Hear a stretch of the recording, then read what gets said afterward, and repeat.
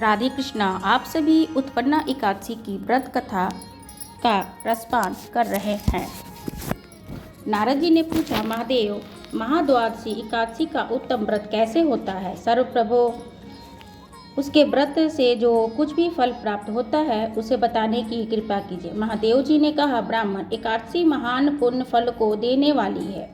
श्रेष्ठ मुनियों को भी इसका अनुष्ठान करना चाहिए। विशेष विशेष नक्षत्रों और योग होने पर यह तिथि जया, विजया, जयंती तथा पापनाशनी इन 4 नामों से विख्यात होती है। ये सभी पापों का नाश करने वाली है। इसका व्रत अवश्य करना चाहिए। जब शुक्ल पक्ष की एकादशी को पूर्णवर्षु नक्षत्र हो तो वह उत्तम तिथि जया कहलाती है। उसका व्रत करने से मनुष्य निश्चित ही सभी पापों से मुक्त हो जाता है। जब शुक्ल पक्ष की द्वादशी को श्रवण नक्षत्र हो तो उत्तम तिथि विजया नाम से विख्यात होती है। इसमें किया हुआ दान ब्राह्मण को भोजन सहस्त्र गुना फल देने वाला होता है तथा होम और उपवास के सहस्त्र गुण से अधिक फल देता है। जब शुक्ल पक्ष की द्वादशी रोहिणी नक्षत्र में हो वो तिथि जयंती कहलाती है। वह सब पापों को हरने वाली, उस तिथि को पूजित होने वाली भगवान गोविंद निश्चित ही मनुष्य के सब पापों को हर लेते हैं। जब शुक्ल पक्ष की द्वादशी पुष्य नक्षत्र में हो तो महापुण्यमयी पाप नाशनी तिथि कहलाती है। वह 1 वर्ष तक प्रतिदिन प्रस्थ तिल दान करता है। जो केवल पाप नाशनी एकादशी को उपवास करता है उन पापों को उन दोनों का पुण्य समान होता है तथा तिथियों के पूजित होने पर संसार के स्वामी सर्वेश्वर श्री हरि संतुष्ट होते हैं तथा प्रत्यक्ष दर्शन भी देते हैं। उस दिन प्रत्यक्ष पुण्य कर्म का अत्यंत ही फल माना जाता है। शरणानंद, कुकुत्स्थव, नहुस तथा राजा काधिने ने उस तिथि को भगवान की आराधना की थी, जिससे वो भगवान ने इस पृथ्वी पर उन्होंने सब कुछ दिया था। इस तिथि के सेवन से मनुष्य 7 जन्मों के लिए कायिका, वाचिका, मानसिका पाप से मुक्त हो जाता है। इसमें तनिक भी संदेह नहीं है।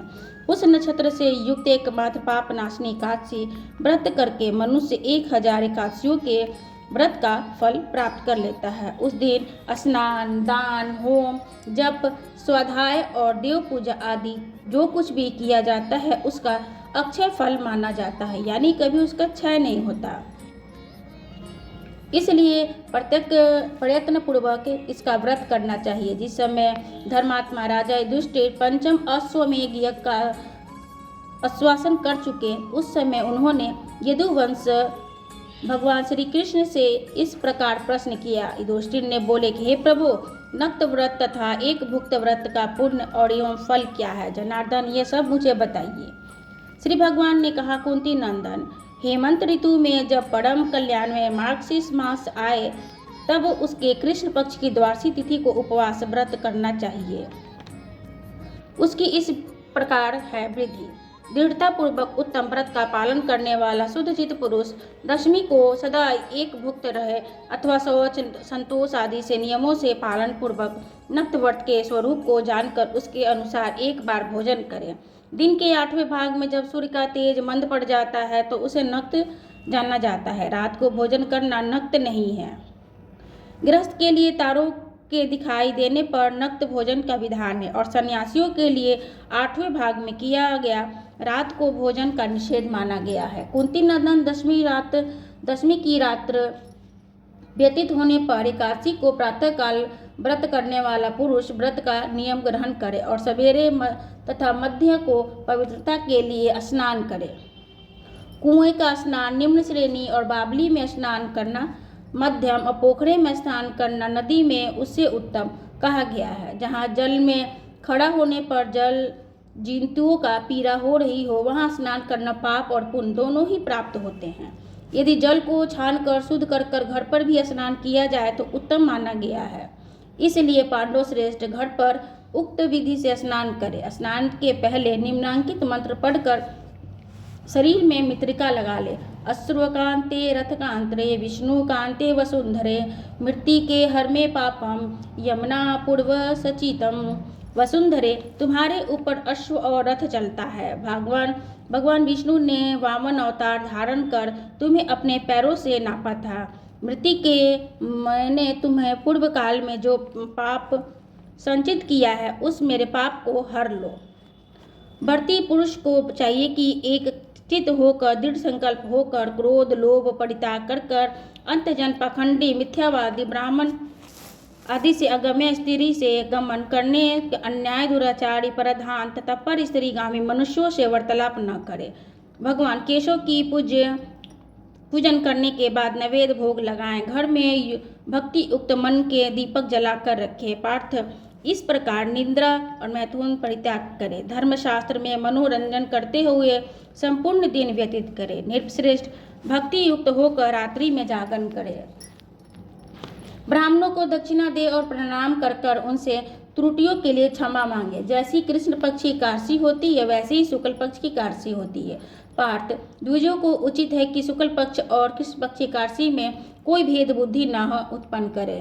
शंख उद्धारी तीर्थ में स्नान कर कर भगवान गजाधर का दर्शन करके जो पुण्य प्राप्त होता है वही संक्रांति के अवसर पर 4 लाख दान देकर जो पुण्य प्राप्त किया जाता है वह सब एकादशी के 16वीं कला के बराबर भी नहीं है। प्रभा क्षेत्र चंद्रमा सूर्य के ग्रहण अवसर पर स्नान दान से जो पुण्य प्राप्त होता है वह निश्चित ही एकादशी को उपवास करने वाला मनुष्य को प्राप्त हो जाता है। केदार क्षेत्र में जल पीने से पुनर्जन्म नहीं होता। एकादशी का भी ऐसा ही महात्म है। ये भी गर्भवास निवारण करने वाली है। पृथ्वी पर अश्वमेध यज्ञ का जो फल होता है इससे 100 गुना अधिक फल एकादशी व्रत करने वाले को मिलता है। इसके घर में तपस्वी एवं श्रेष्ठ ब्राह्मण भोजन करते हैं। उनको जिस फल की प्राप्ति होती है वह एकादशी व्रत करने वाले को अवश्य मिलता है। वेदांगनों में परंपरागामी विद्वान ब्राह्मणों को सहस्त्र गौदान देने से जो पुण्य प्राप्त होता है उससे 100 गुना पुण्य एकादशी व्रत करने वाले को प्राप्त हो जाता है। इस प्रकार व्रती को पुण्य प्राप्त होता है जो देवताओं के लिए भी दुर्लभ है। रात को भोजन कर लेने पर उससे के आधा पुण्य प्राप्त होते हैं तथा दिन में एक बार भोजन करने से देहधारियों को नक्त भोजन का आधा फल मिलता है। जीव जब तक भगवान विष्णु के प्रिय दिवस एकादशी को उपवास नहीं करता तब तक वो तीर्थ दान नियम अपने महत्व की गर्जना करते हैं। इसलिए पांडव श्रेष्ठ तुम इस प्रकार व्रत का अनुष्ठान करो। कुंती नंदन ये गोपनीय एवं उत्तम है जिसका मैंने तुमसे वर्णन किया है। हजारों योगों का अनुष्ठान भी एकादशी व्रत की तुलना नहीं कर सकता। युधिष्ठिर ने पूछा, भगवान पुण्यमयी एकादशी तिथि कैसे उत्पन्न हुई? इस प्रकार से इस पवित्र मानी गई है तथा देवताओं को कैसे प्रिय है? श्री भगवान ने बोला, कुंती नंदन, प्राचीन समय की एक बात, सतयुग में मूर नामक दानव था। वो बड़ा ही अद्भुत, अत्यंत ही रौद्र रूप और संपूर्ण देवताओं के लिए भयंकर था। काल रूपधारी दुरात्मा महासूर ने इंद्र को भी जीत लिया था। संपूर्ण देवताओं को उसको परास्त होकर स्वर्ग से निकाले जा चुके थे। सांकित तथा भयभीत होकर पृथ्वी पर विचरा करते थे। एक दिन सब देवताओं ने महादेव के पास गए और वहां इंद्र ने भगवान शिव के आगे सारा हाल कह सुनाया। इंद्र बोले कि महेश्वर, ये देवता स्वर्गलोक से भ्रष्ट होकर पृथ्वी पर विचर रहे हैं। महेश्वर, मनुष्यों में रहकर भी इनकी शोभा नहीं होती। देव कोई उपाय बताइए जिससे इनको सहारा मिले। महादेव जी ने कहा कि हे देवराज, जहाँ सबको शरण देने वाले, सबकी रक्षा तत्पर रहने वाले जगत के स्वामी भगवान गरुड़ ध्वज विराजमान है, वहाँ जाओ, तुम लोगों को रक्षा करेंगे। सुनकर ये परम बुद्धिमान देवराज इंद्र संपूर्ण देवताओं के साथ वहां गए और भगवान गजाधर के क्षीर सागर में जल में सो रहे उनका दर्शन कर कर हाथ जोड़कर स्तुति आरंभ की। इंद्र बोले, हे देवेश्वर, आपको नमस्कार है। देवता दानव और दोनों ही आपकी वंदना करते हैं। पुंडरीकाक्ष, आप दैत्यों के शत्रु के मधुसूदन, हम लोगों की रक्षा कीजिए। जगन्नाथ, संपूर्ण देवताओं को मूर नामक दानों ने भयभीत कर रखा है। आपकी शरण में हम आए हैं, भक्तस्थल हमें बचाइए, हमारी रक्षा कीजिए, रक्षा कीजिए। दानों का विनाश करने के लिए कमल नयन, हमारी रक्षा कीजिए। भगवान शरण में आए हुए देवताओं की सहायता कीजिए। देव आप ही हैं, आप ही मति हैं, आप ही कर्ता और आप ही कारण हैं। आप ही सब लोगों के माता और आप ही इस जगत के पिता हैं। भगवान देवेश्वर, शरणागत स्थल देवता भयभीत होकर आपकी शरण में आए हैं। प्रभु, अत्यंत ही उग्र स्वभाव वाले महाबली मूर नामक दैत्य ने संपूर्ण देवताओं को जीतकर इन्हें स्वर्ग से निकाल दिया है। इंद्र की इस बात को सुनकर भगवान विष्णु ने बोला कि वह दानव कैसा है, उसका रूप कैसा है, तो उसकी दुष्ट के रहने का स्थान कहाँ। इंद्र बोले कि देवेश्वर, पूर्व काल में ब्रह्मा जी के वंश में तालजन नामक एक महान असुर उत्पन्न हुआ था, जो अत्यंत ही भयंकर था। उसका पुत्र मूर दानव के नाम से विख्यात हुआ। वह अत्यंत ही उत्कट, महाप्रकर्मी और देवताओं के लिए भयंकर था। चंद्रवती नाम से प्रसिद्ध एक नगरी थी, जिसमें के स्थान पर बनकर वह निवास करता है। उस दैत्यों ने समस्त देवताओं को परास्त कर स्वर्ग लोक से सभी देवताओं को बाहर निकाल दिया। इंद्र को स्वर्ग से सिंहासन से हटा दिया। मैं सच्ची बात बता रहा हूँ, उनसे सब कोई दूसरे ही कर लिए देवताओं को और उनसे प्रत्येक स्थान से वंचित कर दिया। इंद्र का कथन सुनकर भगवान जनार्दन बड़ा क्रोध हुआ। देवताओं के साथ लेकर चंद्रावतीपुरी गए और देवताओं ने देखा कि देवताओं का साथ और दैत्यराज बारंबार गर्जना कर रहा है। उसे परास्त होकर संपूर्ण देवता सभी 10 दिशाओं में भाग गए थे। अब दानव भगवान विष्णु को देखकर खड़ा रहा। उसकी ललकार सुनकर भगवान के नेत्र क्रोध से लाल हो गए और वो बोले कि दुराचारी दानव, मेरी इन भुजाओं को देख। यह कहकर विष्णु भगवान ने दिव्य बाणों से सामने आए हुए सभी दुष्ट के दानों को मारना आरंभ किया। दानव भय से विहल हो उठा। पांडुनंदन तत्पश्चात विष्णु दैत्य सेना पर चक्र का प्रहार कर छिन्न भिन्न होकर सैकड़ों युद्ध और मौत के मुख से चले गए। इसके बाद भगवान मधुसूदन बद्रिका आश्रम चले गए। वहाँ पर सिंहवती नाम की गुफा थी और वो 12 योजन लंबी थी। पांडुनंदन उस गुफा में एक दरवाजा था। भगवान विष्णु उसी समय सो रहे थे। दानवसुर भगवान को मार डालने के उद्योग में लगा हुआ था। वो उनके पीछे लगा हुआ था। वहां पहुंचकर उसने उसी गुफा में प्रवेश किया। भगवान को सोते हुए देखकर बड़ा हर्ष हुआ। सोचने लगा कि ये दानों को भय हो देने वाला देवता, अतः निसंदेह इसे मार डालूंगा। युधिष्ठिर दानों के इस प्रकार विचार करते हुए भगवान विष्णु के शरीर के एक कन्या प्रकट हुई, जो बड़ी ही रूपवती, सौभाग्यशाली तथा दिव्य अस्त्र शस्त्रों से युक्त थी। वो भगवान के तेज के अंशों से उत्पन्न हुई थी। उसका बल और पराक्रम महान बल था। युधिष्ठिर दानों ने मूर ने कन्याओं को देखा। कन्या ने युद्ध विचार करके उस युद्ध के लिए याचना की। युद्ध छिड़ गया। कन्या सब प्रकार से युद्ध कला में निपुण थी। वह मूर नामक महान असुर के हुंकार मात्र से राख हो गया। दानों के मारे जाने पर भगवान जाग उठे। उन्होंने दानों को धरती पर पड़ा देखकर पूछा कि मेरा यह शत्रु अत्यंत ही उग्र भयंकर था, किसने इसका वध किया?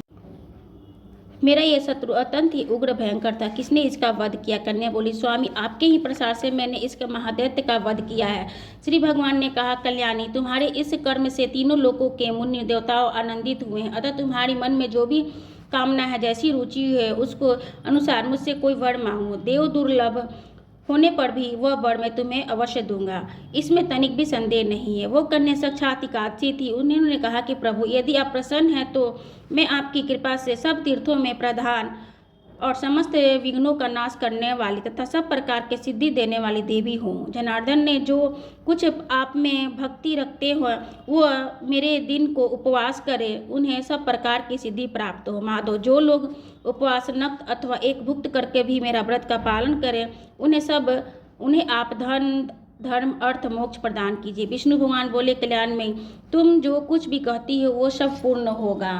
इस प्रकार भगवान कहते कि युधिष्ठिर ऐसा वर पाकर महाव्रत एकादशी का उत्पन्न हुई और दोनों पक्षों की एकादशी के समान स्वरूप कल्याण देने वाली है।